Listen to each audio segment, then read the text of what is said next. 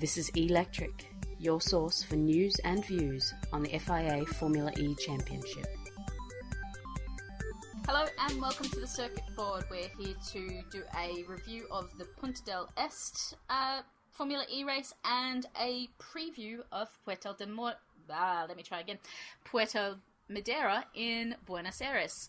And that's going to get me all podcast, guys, so you're just going to have to stick with me on that. Joining me today is Jack Giordmania from Formula E Zone. Hello, Jack. Hello, nice to be back. And Rodney Gordon from Super License Podcast. I've got Rodney in his off-season. How you feeling, Rodney? Well, I'm full of energy, of course, because it's the off-season, so I can put all my energy into Formula One. How are you guys? Happy New Year. Happy New Year. Happy New Year. Happy New Year and happy holidays to all of our listeners. Thanks for coming back. I hope you came back. Otherwise, we're just talking to the void again. But that's all right. That's all right. There's so much to talk about. But before we get to the really meaty, juicy, scandalous stuff, naked drivers, drugs, sex and rock and roll, we've got to talk about the last race. Now, Jean-Eric Vergne came in and immediately made an impact for Andretti. He took pole, he got the fan boost with only, days worth of lead up. He got a fan boost, which is kind of to be expected. He has 300,000 or 400,000 Twitter followers compared to everyone else's 50 except for Bruno. So what did we think of Jev? Was it a bit unexpected, his form? And I know he's come off Formula One where they're expected to have their car on the absolute cutting edge, every second of every race. But was it a bit unexpected that he would dominate like he did? I don't know. What did you think, Jack? I thought it was amazing. I didn't expect him to dominate as he actually did when he walked into the show. Because we've seen drivers come in and they've struggled to get to grips with the car. And, these have been experienced drivers who, like Jarno Trulli, he is very experienced with his car. He's outperforming. But it took him a while to, get to grips with the car. And Jean-Eric Vergne just came in and, bam, pole position. Yeah. And it's just like, wow. Yeah, exactly. I have to say I wasn't expecting it. But once it happened, I felt like I should have expected it. Because realistically, he should be in better form than most of them. He's coming off a regular single-seat drive that none of the others, except for... no one? Yeah, he's come directly out of F1, but he also, he's got a fire in his belly that has been lit, and, that fire could burn down half of Australia at the moment. No insensitivity intended, but, No. He was, paid off, to be frank, and he was out there to prove something. Hey, look, he absolutely deserved to be a bit pissed off, really. And, we don't have we don't care about the kiddies on this podcast. I'm sorry, David, I know you're listening, and I'm sorry, David's parents, but, you guys know we swear, so you'll have to just roll with it. I thought Jean-Eric, he just looked tight. Like, everyone else has been a bit skatey, and it's been one of the great fun things about the cars, and he just looked like he had it on rails more so than anyone else. I don't know whether that's just I was going to say it was a fitness thing, whether he's just fitter and his head's more in the game and stuff like that. But realistically, we saw a lot of Sam Bird in the last couple of weeks, and we can't say that Sam Bird is going to be lacking in core strength and fitness. So, what was it? Is it just the fire in the belly that made Jev so good?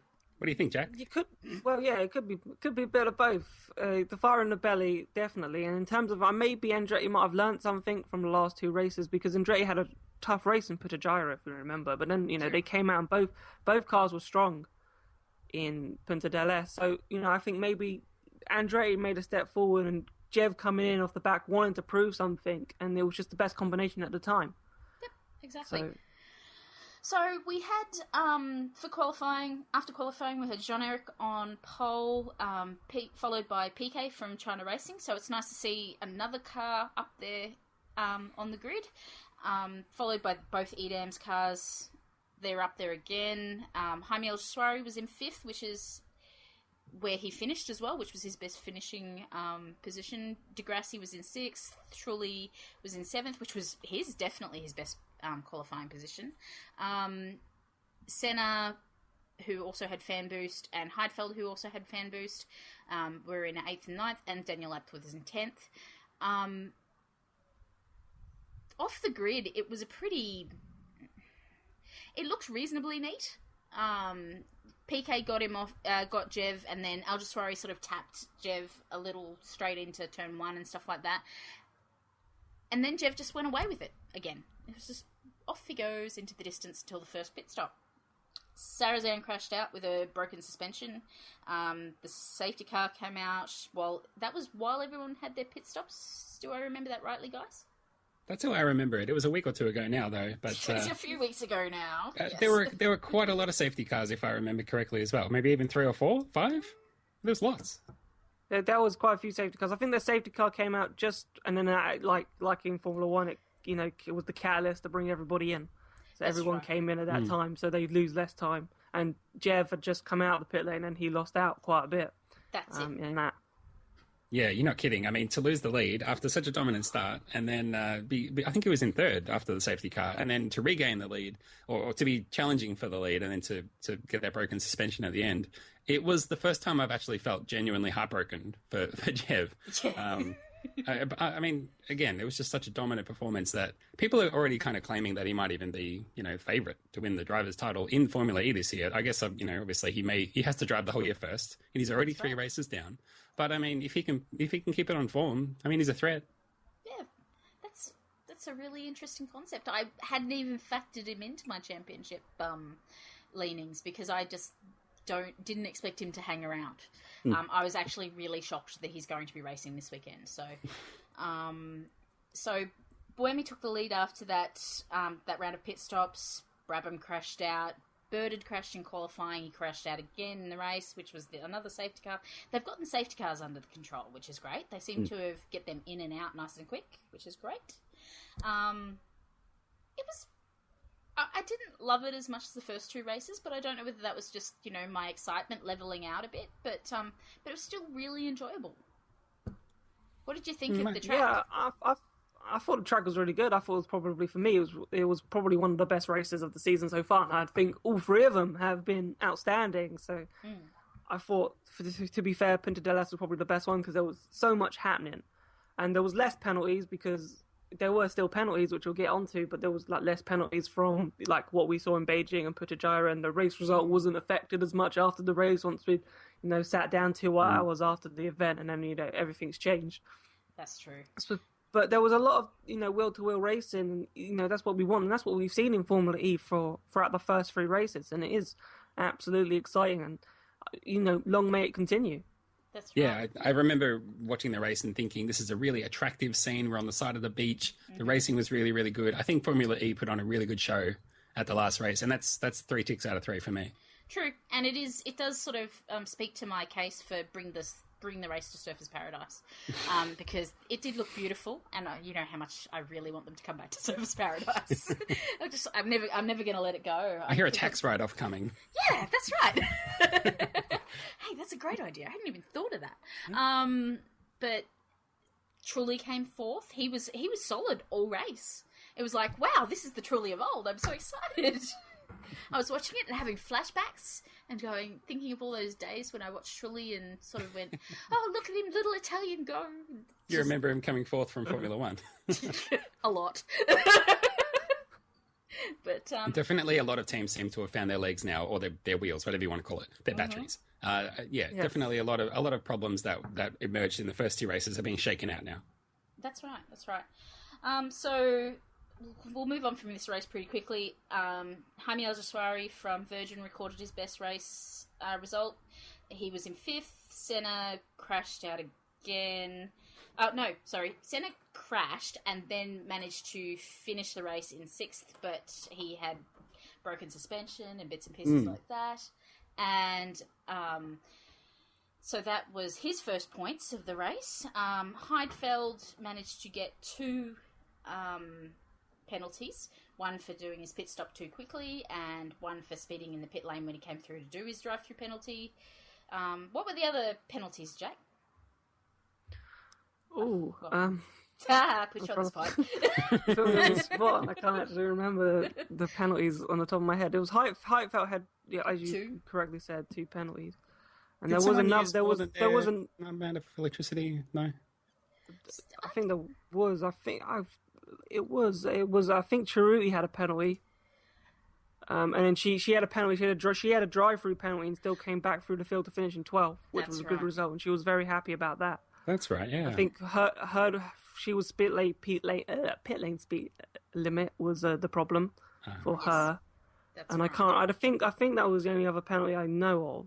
There probably is one more, but there was no penalties coming out of the race, so we've got no penalties leading into Buenos Aires. We finished up with last lap. Jean-Eric Vergne's car craps itself, and he just starts sliding back and back and back, and you're just sort of looking in. I believe there was a lot of shouting, lots of no, probably in French as well, non, and me at the television, and so I was very disappointed for him, and I know Rodney was as well. Yeah, I mean, it is a big shame, and I think in some ways Formula E fans should be a bit annoyed too. I know he's making his debut in the sport, but I mean, we were kind of denied a bit of a fairy tale finish, really. And I mean, I know you want to talk about Sausage Kerbs, so I mean, maybe this is a good time to get to them, but a lot of cars were hitting those curbs really hard. Some of them were flying up in the air and had no traction to stop and avoid the walls, and some of them just hit the curbs and their suspension just went sideways. And I think all of us here, the three of us, don't like Sausage Kerbs and want to see them gone, right? Hashtag ban the Sausage Kerbs. Seriously, I'm going to have two. Sausage Kerbs. Yep, I am. I hate these things. It's just that was Sam. Sam lost his car off the Sausage Kerb. They're just stupid. I mean, what was the Russian kid that came off it? Terashenko? Is that it? At Spa? That was really good because I thought I was going to have to come in and say that name, and I was like, oh no. Oh man, I was watching Sharapova play Sharapova or whatever her name is. I was like, boy, that's almost identical. Yeah. So I'll just say it for you again, Terashenko, Jack. So he had a big accident in GP3 this year. Yeah, in Spa in the practice session, Konstantin Terashenko. And that was because I said I did an article not long ago about the Sausage Kerbs, and it was just a kind of an argument, as in why they're here, and I said, look, this is why the FIA put them here. They do act as a deterrent. They do make the drivers have to drive with more precision in order to avoid the Sausage Kerbs. But if we do hit the Sausage Kerbs, which we've seen with that GP3 crash, he went about 20 feet into the air, and it was a huge crash, and there was a small little fire that came after it. And in Formula E, like Sam Birdie hit the thing and he couldn't do anything bad. He just became a passenger and flew into the wall. And it's not just a problem within Formula E; it's a problem within actual motorsport at this precise moment. And if you have a look at the Catalonia circuit, which I made reference to, in the first two chicanes, there's sleeping policemen, which is a much lower curb. So basically, it does cause the driver to have to slow down, but it's not going to cause as much damage running over it, and it causes the driver, instead of going over it, they have a chance to weave around it. Yep. And they did a similar thing in Monaco. They're really nowhere near the track, are they? The sleeping points, and they're quite a way off the track. Yeah, they are quite a way off the track. But so you could probably, as I said, you might be able to I know it's tight with street circuits, but we do have a few runoff areas and a few curb chicanes, which, if they're going to hit, instead of putting the sleeping policeman, you'd put instead of putting a Sausage Kerb, which is much higher, you put a sleeping policeman, which is lower, which will still cause the driver not to crash, but still lose time and actually get a penalty from that. Yep, exactly. I think we all think they've got to go. We'll just start that hashtag program again and see whether we can get it out, because the FIA listens to hashtags. Yeah. I don't know what I was going to say. Sorry, guys. It's really hot here in Melbourne, listeners. I'm sorry if you can hear my fan. Rodney and I are suffering through some of the hottest, muggiest days of the year, and it's just disgusting. It's Classic Melbourne. It was 40 degrees today, and there was a thunderstorm. Yeah. Welcome to Melbourne. Yeah, it's just awful. And this 4 degrees in London. 4 degrees in London. I'll swap you. Yeah, kind of right now I would swap you, totally. Let's move on to... Look, everyone, if you want the team listings, you can go there, because if I run through all the team points, you're just going to listen to me ramble and ramble and ramble. So we'll post a link in the show notes and you can see where everyone is. Truly Racing finally got their points, so they're on the board as well. drivers' standings are all over the place because we keep changing drivers, but Lucas Di Grassi is still in front and will take some catching if, unless he just doesn't get on the podium or he has a no result or anything like that. He's just looking great, really. So consistent. Team looks really good, and I think, his class is really being rewarded. In the last race, his teammate was way back, but it wasn't at all his fault. He just got caught out on strategy, had the pit way earlier than he wanted to, and was really hamstrung at the end. But yeah, they're a good team, and he's getting the most out of it. Yep, he's 18 points in front of Buemi and Bird, who are the next closest, and then Prost is back in with 24 points. So, the top of the board is still very tight because we've seen a couple of DNFs, and don't forget that the drivers do drop their lowest score, or I think it's their lowest score that they drop, or their DNF or whatever. So one round of the championship. We had Jean-Eric did get 3 points for being on pole, and Daniel Abt got the fastest lap, again extending that Audi Sport Abt points run. So they're second to Edams Renault, who are on 64, and Audi Sport Abt are on 62. Next is Virgin Racing in 54. It's just shaping up to be such a fun season. I do love that we see so many different people on the podium, and, I wish we had it in Formula One. You can't complain that it's the same people week in, week out, and some of that's been maybe reliability or driver error, but like I say, Formula E is just putting on a good show at the moment. And I think, I've got no problem with them bringing in, Jev, bring in whoever you want. Bring in someone who's going to put on a good show. If you're going to race well, great. If you're just going to bring in someone like, Rubens Barrichello and he's going to come last, I'm not so interested in seeing that. Mm-hmm. But anyone who can drive those things as fast as they can, I don't care who they are, bring it on. Let's just touch on that. Rubinho. Yeah, or Rubinho. But let's just touch on that. Obviously, there's a fair bit of marketing involved in which drivers come on for which races. We've got Salvador Duran, who's going to race for Amlin Aguri again this weekend.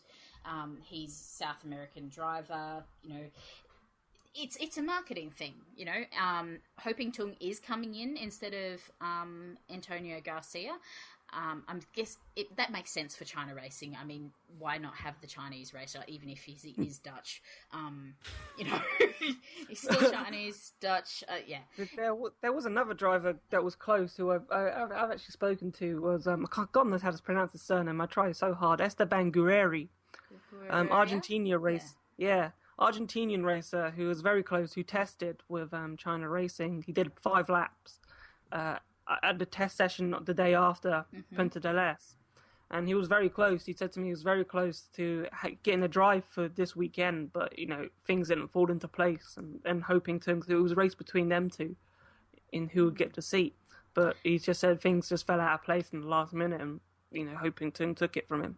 Yeah, and like you said, Rod, I don't mind bringing whoever for this first season, so we can get local fans involved and interested in things like that. And, I would love to see more indie drivers in the field as we hit America. I would expect that Andretti will stick with Marco for the American races.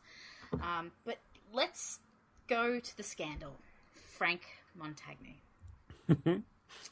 Franck. So many places we could go. Do we do the jokes first or the serious things first? Let's go the jokes first. Jokes first. Cool. Franck, F-R-A-N-C-K. Do you know what the C stands for? Because I do. Yeah. There was a parody article that was going around, a joke article that was like, Formula E is going to come out and make all the drivers take drugs now. I haven't seen the word space cakes used for decades, but I was thrilled to see it used again, especially the guys of motorsport. But I also read an article on Fox News, and they apparently did the same thing I did, which is they took that French article from L'Equipped and translated it into English. And I think a lot of it gets lost in the translation, because when you read it, it says, yeah, I got tested, I took the plane home, and I went shopping for 2 days. I was like, what? He went shopping for 2 days. How many did you have? Like, how many rails did you do? He hit it hard. We should probably explain what I'm even talking about. Yes, okay, sorry. Franck Montagny tested positive for cocaine during the Putrajaya e-Prix. So, yeah, the Malaysian Great. Yeah, he finished the race. The rough translation is that after the event, I saw the guy who does the testing signaling me to do the test and, go pee in the cup. And he knew in his head it was over. I've seen a bunch of reality shows set in airports and customs, and I believe there was a plastic satchel with some purple fluid involved. I'm pretty sure those documentaries are true. That's definitely how it works. Having been subjected to anti-doping testing once, it is one of the most uncomfortable, humiliating things you can do. And I think it's probably a lot easier for guys than it is for girls. So, it's a bit uncomfortable to have someone watch you pee. I've never done a drugs test, but I've had to give a urine sample, and I always assumed it would be really difficult. Like, what if you don't need to pee? But I'm telling you, as soon as you get a cup in front of you, it just flows right out of it. It's hard to stop. I almost had to ask for a jug. Like, I was throwing flowers out of vases and stuff. It was really... it was enlightening. I didn't know I had that in me, to be honest. Pardon the pun. But if we can get back to something more serious, guys. Yes, well, Frank certainly knew he had it in him because he called his parents. He was so ashamed. He's guilty, he told the French press, apparently. He's admitted guilt in the court of public opinion, but honestly, where is the condemnation from the FIA and Formula E? Yes, that's what I was going to mention. It's been Nothing. silent. It happened months ago. Yep, the team has been silent. I was going to mention this, and I was pondering about it, thinking, why wouldn't they say, why haven't they confirmed this? That's what I was waiting for, because I thought, okay, it's from a French newspaper, I'm a journalist as well, but, even I know that you can't believe everything that comes out in the press. Especially in the European press. Yeah, especially in the European press. It's because, I've heard random stories of, mid-season of any forms of motorsport, Hamilton's going back to McLaren, and then it's and you get random stories. So I thought, this could be a random story. I wait for any confirmation. And I wasn't getting any confirmation from the FIA and from Andre, and then I was just looking around, and then I thought more respected news organizations and news agencies were beginning to report this. So then I thought maybe it's a bit, more true than it actually, just instead of a wacky story that someone's made. But then I was pondering to myself, why haven't Formula E done this? And I thought, this is quite a lot of negative press in terms of a driver's already taking drugs. It's a brand new sport. Do they want to publicize themselves by saying, yeah, it's true? But then by not saying anything, and then, he's saying, and everyone's going off Franck Montagny saying, yeah, he did it. It's not putting Formula E in a bad light, but it's, it's not putting them in the best impression. I think if Andre and Formula E were to say, look, yeah, he's taking drugs, and everyone jumps on, Formula E, FIA admit in the brand new Formula E series that one driver has taken drugs, is kind of bad press for the sport. And I think because it's so new, I don't know if they have. This is just pure my theory. I don't know if this is what the FIA have done. They probably have reasons for not, publicising it to the world. But I'm thinking it is a lot of negative press for a sport which needs to grow and needs to get lots of fans, and something about drugs already. And drugs is a very, in the world of cycling, and, it's a very hot topic, and, it disappoints so many people. It's absolutely been stunning in their silence. I mean, even if the team and the FIA come out and said, Frank has a problem, we're going to support him through it, that's it, They Andretti made a song and dance, we're going to make an announcement about our drivers. And then all they said was, hey, Marco's going to drive for us. It's like nothing about Frank. It's like, I think from PR point of view, it was a huge mistake. I mean, I sort of thought, maybe it's because it came out the Friday, which was like the 2nd of January or something, that it sort of popped up and people might have been on holiday. So I was going to give people the benefit of the doubt. But when no one said anything about it Monday, I was like, what are your PR companies doing? It's an FIA championship. I would have thought the FIA would release a statement, even if this is an ongoing investigation and we can't comment. You know? Even if they came out and said, we're confirming that a driver tested positive in their initial tests, second samples have to be tested, because that's the way these things work. You have to, regardless of whether the driver is going to contest it or not, the second sample must be tested. It's just, astounding in their silence. I've been dumbstruck by it, and maybe they were just hoping that Sam's photo shoot would just sweep it all under the rug, which it seems to have. Yeah. Nice segue. Oh, well, you know. You're good at this. Yes. Except I keep forgetting to actually throw to you people, but, you know. Because I'm just talking today. Looking at it right now, aren't you? You're Rodney. All right, I'll behave. You behave. I got it all out of my system with the cocaine stuff. You got it all out of cocaine. Okay, Yeah. that's good. Sam Bird. Who knew? Because early in the season, Sam did a lovely flag. What do they call it? It's a flag set. So basically, you hold a bar, and you hold your body parallel to the ground. So it's like doing the plank exercise and taking it to the next level, where you support yourself with your arms and your shoulders off the ground. You levitate. So, you know, we had an indication that he was strong. And then he took off his clothes for cancer. And, dear Lord. I didn't even know that it was cancer. My respect for him has gone up multiple times. Yes. It was to raise awareness of men's cancer, I believe. And who knew he had tattoos in interesting places either. So, yeah, I mean, to paint a picture, he's completely naked, but there's a strategically placed helmet, right? And then that's all the clothes. There's a helmet to cover the helmet. Yeah. Yes. Good one. Resist. This is one of those things that comes up every now and again, because we've obviously got Susie Wolff in and around Formula One and motorsport in general as an ambassador for female racing. But whenever she does a shot where she's wearing shorts and has her hair done and her makeup done, the comments immediately start saying, I don't think this is very good for women in Formula One, in racing or Formula One. I don't think it's a good thing. And I just think that to look at a picture like that and objectify someone purely on the way they look and then use that as an assessment for their racing or who they are as a person or who they are as a totality is completely wrong. It's completely wrong. Yeah. So the same thing goes for Sam here. Good on him. It's for cancer. So, I mean, you know, you can't begrudge the guy. He's amazing looking. I wish I looked like that. And I don't think there's nothing bad about this. They're athletes. They should be proud of their bodies. And if they choose to show them off, I'm there for that. Let's just look at it from a Formula E point of view. Is it going to get him more fan boost? Do you think it will? I mean, the only way I could think that it would be with the female audience, but aren't the female audience already probably predisposed to supporting the women in the sport? I do think so, but you can vote for more than one person. Yeah, well, yeah. Yeah, that's true. I mean, frankly... And also, it's good publicity for Formula E. It is. You know, it says he's a Formula E driver, so people know Formula E when they read it. You know, it's like a page ad about Formula E, really. True. Yeah. And realistically, it also shows, once again, that drivers are athletes, because which is one of my bugbears. I can't stand it when people tell me Formula One drivers are not athletes.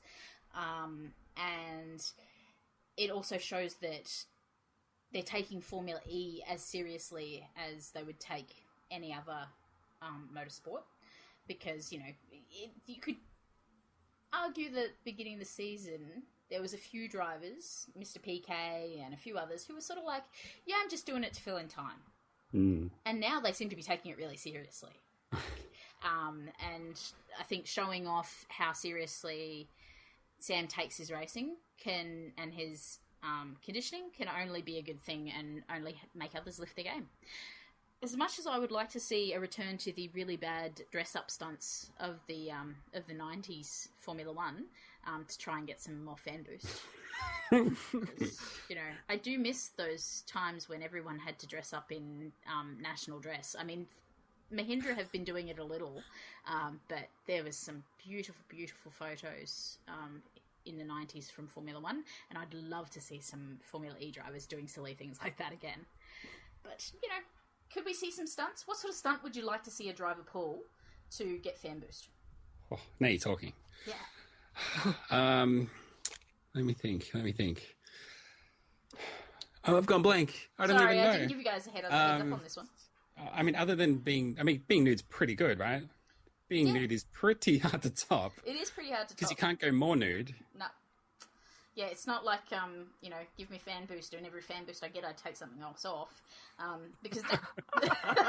What about a few minutes of stand-up comedy? I hear that's pretty hard. We haven't got any stand-up comedians in the field. What about slam poetry? Oh, I'd love to see Jaime Aldaswari do slam poetry. Is anyone handy on a skateboard? They could do tricks or like motorbike jumps, maybe. Yeah. I was thinking about circus acts as well. I dive in. Like, on the tightrope. The tightrope's a great one. I love that. I was just going to go the unicycle, because haven't we seen Jean-Eric Verne on a unicycle before? Yeah. They'd all be good on the unicycle. Their balance is unbelievable. Yeah, exactly. They could have a race, to be fair. Let's have a unicycle race. That's so much fun. Let's do that. Yep, no. Listeners, tell us what you'd like to see drivers do for a fan boost. What could your favourite driver do to get a fan boost from you, aside from their already awesomeness that we are voting for? Hashtag that better than the helmet. And get that to us. We'll see how we go before we'll bring those up in the qualifying show. So Duran staying in at Amla Naguri, hoping Tung returns for China Racing. Jean-Eric Verne returns. He'll be partnered up by Marco Andretti, who is 27 years old, the grandson of Mario, the son of Michael. He's been in IndyCar for the last 8 years. He finished 5th in 2014, so he should give Jev a run for his money, I would expect. You know, he's the only other sort of recent single-seat driver. I'll be interested to see how an IndyCar racer adjusts to the cars as opposed to a Formula One racer. What do you think, Jack? I think it'll be interesting. I've been waiting. I've been really hoping that an IndyCar driver will make it on the grid, win Formula E. I think he'll do just as well, to be fair. He's an experienced racer. He's still young, so he's still going to be, you know, in the peak of his physical condition. Mm-hmm. So I definitely think it's a good signing for Andretti, and I think he'll do well. It'll be interesting to see how well he does compared to how Jean-Eric Verne did on his first race. That'll be quite interesting to compare one coming out of it, because I reckon these two could be matching up for a while, maybe over the next couple of races. I know we have a big gap now till March, until round 5.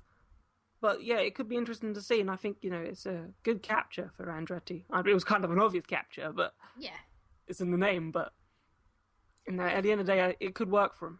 He's still a good driver. What do you think, Rod? I don't know anything about Marco, so I mean, I hope he does well.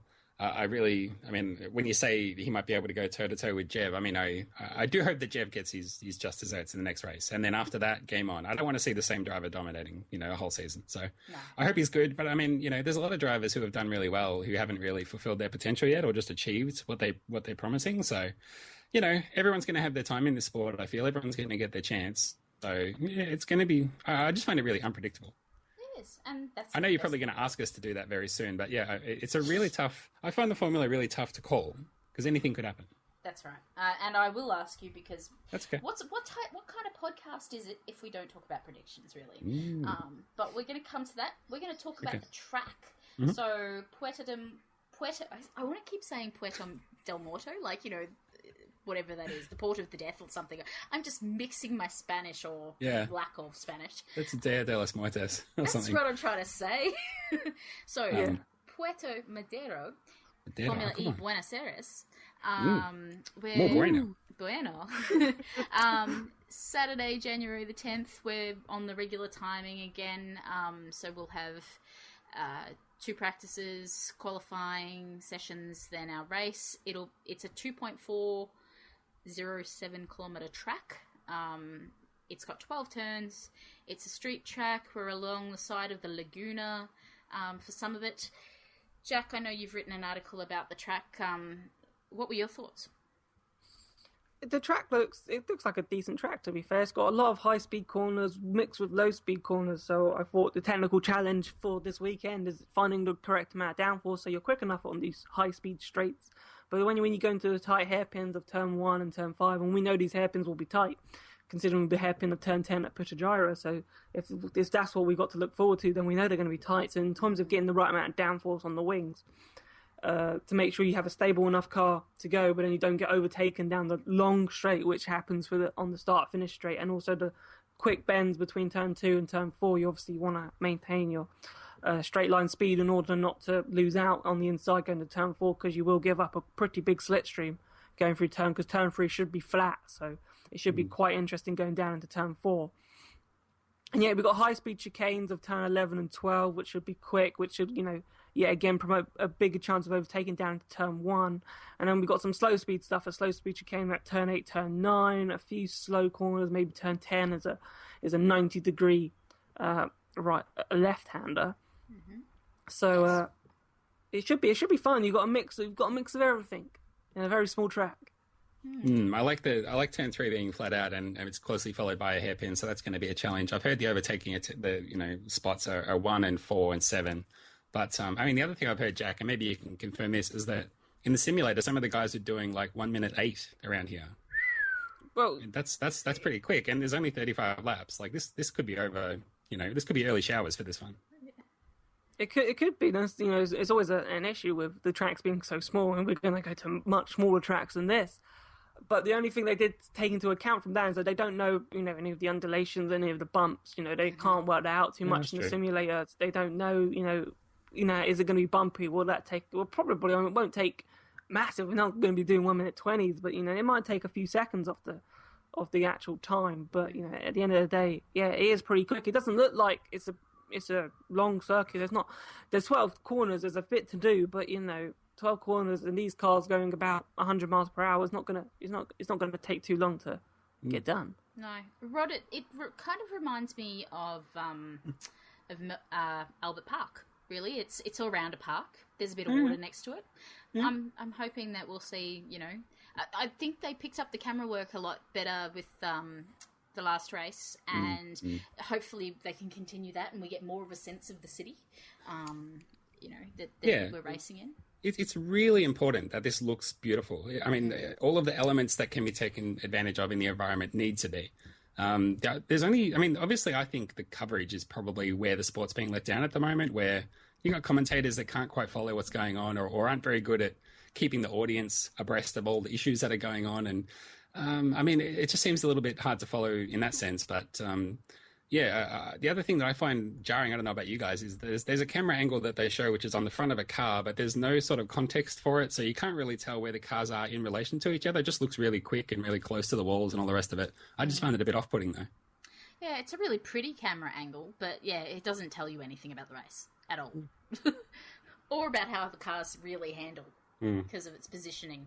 I kind of would rather see the standard positioning on the top of the roll cage. Yeah, well, there's a reason why that's become sort of the canonical onboard camera shot, because you can kind of see all of the car and all the space around it, and it's really easy to judge spatially where everything is in relation to everything else. But yeah, I don't know. It's exciting. It's sort of close to the action. There's no doubt about it. But I just feel a bit sort of like disbodied, like I'm just a free-floating spirit and I can't follow really what's going on.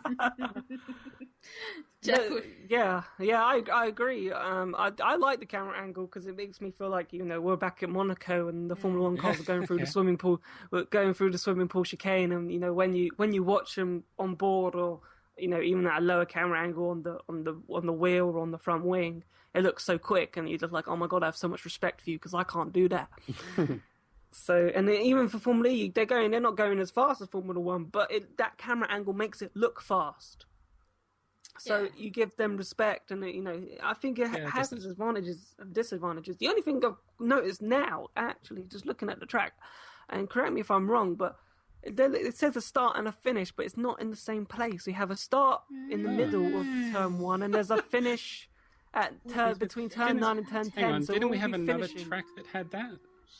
Oh, you're going to be finishing I feel like we had else. another track earlier in the year that had that as well, maybe. Am I wrong? I don't know. Or maybe it's another track later in the year. Something weird like that. It's just so strange. That's weird. Come on. I've just seen that. I didn't see that when I was writing my review, but I've just seen that now, and I'm just like, wow, I've never seen this in my life. I'm just looking at it too. The finish line is right near the emotion zone. I guess it depends whether you win or lose about the emotion level there. Yeah, I just maybe it's you guys have paid extra money, so we better put the finish line near you so you can actually see the finish. Like, because they, the emotion is where you pay for your giant weekend tickets and stuff. I'm just checking the other tracks, but that's just strange. That's just stupid. The other thing, while we're talking about that and while you're looking for that, Jen, they're doing this thing now where the cars pull forward 3 grid spots before they start. What do you think of that? I'm not. I understand they have to do something, but it almost seems like you'd be better off just starting the race than doing that. I agree. I prefer the formation lap. It is a fan's point of view because you're sitting at the TV for a bit longer, watching the race. But in terms of what they're actually gaining from that free, it's just like a little burnout technically, isn't it? Whether or not how much it's not gonna warm up your brakes. Yeah, it's only gonna put a little bit of time because we've seen first lap crashes in Punta Gyro where Brabham losing it, going into the hairpin, Cerruti crashing into leg. So it's not warming up the brakes, It doesn't give them they don't get a real feel for the track just before they do the race. That's what formation lap gives a little bit of, in terms of where can you overtake and brake. I know they've gone round it plenty of times before, but they always need to refresh their memories, and they always test stuff out before they go. What can I do if I put it into this dial? What can I do if I do it into that mode? They're always switching modes. And they're doing exactly the same thing, but I just don't know what they're getting out of it in terms of, your tyre temperatures might go up a couple of degrees, but, as soon as you sit back on the grid and wait for everybody else to do their free, they're right back to where you started. Yeah. Yeah. It's just it's a bit of a strange one. I'm struggling to find a track guide that tells me the start and finish straight points for those, because obviously the FIA Formula E site doesn't. I probably have to go into the media thing, but that sounds like a great article for Jack. Yeah, because I don't do articles. He doesn't keep busy enough. Yeah, that's right. That's right. You're not busy, Jack. What are you talking about? That's trying to be a successful journalist in university, and just never enough to do. I think that's really stupid. I'm going to go with I'm still on the start finish thing. Okay. I'll come back. Hang on. The rolling forward 3 places, I get it. It looks stupid, but I think there's precedent for it happening before, so let's just do it so that we can make sure that all the cars get off the line.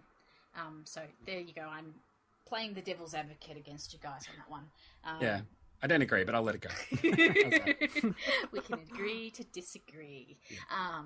And, the finish line and the start line being the different places, again, just no, I don't like it. Go home, Formula E. Does that mean in qualifying, for example, in practice? Would the lines finish at...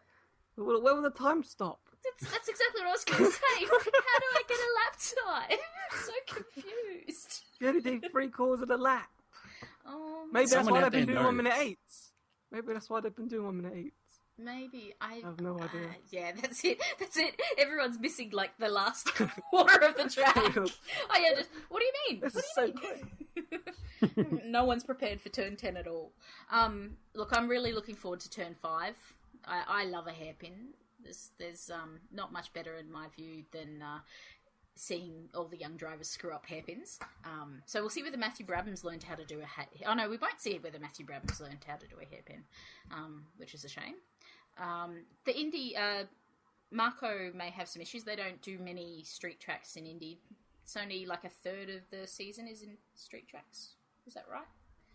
I know they don't do many, because it's a specific thing in IndyCar to go to a street track. I hope you're talking to Jack, because if you're talking to me, you are talking to the wrong guy. Look, let's just put it out there. None of us know anything about IndyCar. I know. Well, yeah, they do go to a few street tracks, and to be fair, I think they're where the more interesting IndyCar races, because they're actually going around a corner. That's right. So, and there's overtaking. I don't mind an oval race, but in the IndyCar street races, there's things going on. There's more things going on than just going round and round and round, because that is the basic concept of a lot of people. Which annoys probably a lot of motorsport fans. It's just cars going round and round. But in this actual track, basically, there's a lot of things to do. But an oval is basically going round and round. But I don't discredit an oval. The Indy 500 is an amazing event, and it's an amazing event to win. Mm-hmm. And I'm not going to say that that's not a bad event. It's just there's more things going on in the street race, and I feel IndyCar needed the street races in order to, and it does. It makes it more entertaining. I'd rather watch the street races that they do than the ovals. Exactly. I couldn't agree more. Well, look, we've rambled. We've talked about Franck. And Sam. Don't forget Sam. And Sam. We talked about Sam. Sorry, guys. I had to talk about Sam. You know, I'm a girl. He invites comment. It was. If we didn't talk about it, we would be the very dry, boring podcast, and we're not that. Dry? I hope we're not. I'm dry. Are you dry? Be honest. It's 37 degrees. Okay, good save. and yeah, because if I say what you were trying to lead me into saying, we don't get to next time. Yeah, no, we'll just skip that one, and the listeners that get what we're saying get what we're saying, and if the ones that don't, we'll just say. What's the name of the boy, the 8-year-old boy? David. Hi, David. Hi, David. Hope you're having a great day, mate. Hi, David's parents. Sorry. I'm really sorry. Let's get to the predictions. Sure. Let's who is going to be on pole? Jack. Sebastian Buemi.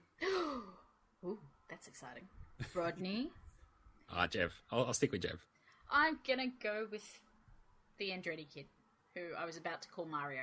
Marco. Marco is going to be on pole. They love their M's, don't they? They do. Look, it's a family thing. I come from a family of J's, and my maiden name is Jay, like J-A-Y. So we were all J's, and it's really creepy. Like, it's just the stupidest thing in the world. I will even though my surname is now Rochford, I will never call my child a J name. It's just not happening. I just can't do it. I, however, am going to go with Marco. And to win the race, Rod, your turn first. I mean, you know, the Gracie Junior High, his streak will not end. And I think he'll be on the podium, if not winning. So, yeah, I'll tip him to win. Jack? Nelson Piquet. I'm going to have a feeling. Big calls from Jack. That's a big call. I like it. Yay! See, because it's all over the shop, where I'm going to go with Bruno Senna. It's time. Bruno deserves a good result. He's going to get his fan boost. Hey, while we're talking about fan boost, I'm going to go back to the previous race. Nick Heidfeld used his fan boost to pass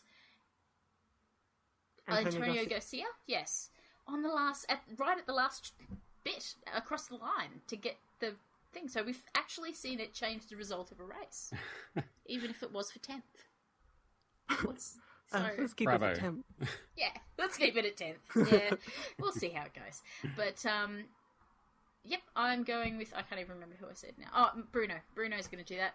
Who is going to be the first to crash out? Who's going to be our short circuit? Marco. Oh, you're just contrary. You're just contrary. A little. Jack. No, I'm not. Salvador Duran. Salvador Duran. That's a good choice. That's a good choice. Yeah, that's a good one. I'm going to go with Sebastian Buemi. Sorry, Salvador. Salvador, yes. I'm going to go with Sebastian Buemi because he's like luckless. He's so luckless that it's just not funny at all.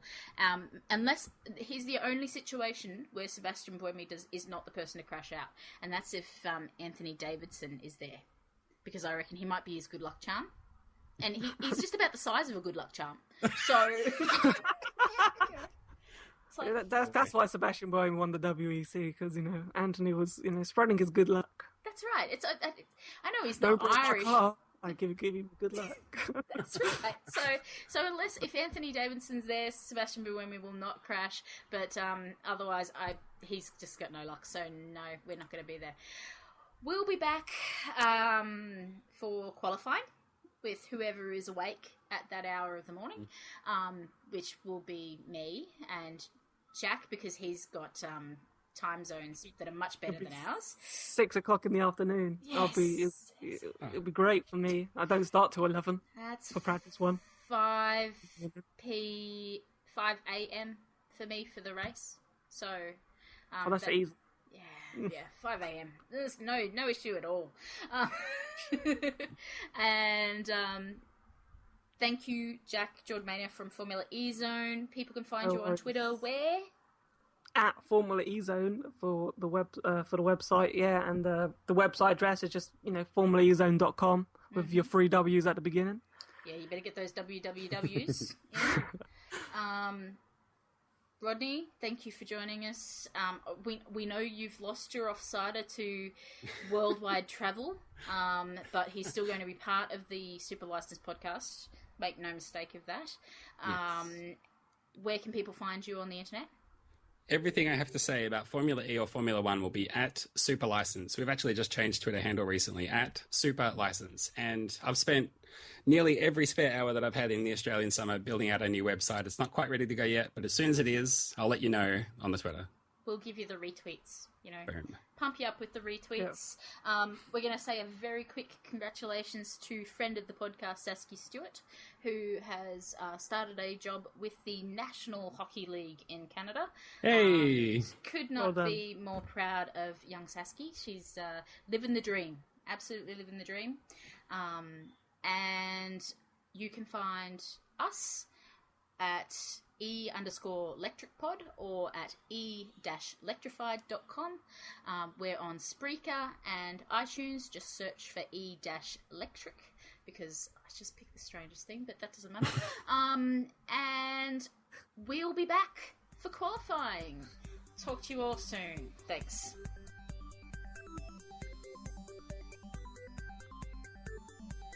At E-lectric, we welcome your feedback and inquiries. You can reach us on Twitter at e_lectricpod. That's e_lectricpod, or via email podcast@e-lectrified.com. All music courtesy of Kevin McLeod at incompetech.com. Additional audio sourced under fair use. See show notes for sources. E-lectric and its presenters are in no way employed by, affiliated with, or endorsed by the FIA. All views expressed are those of the presenters and represent neither technical nor legal authority.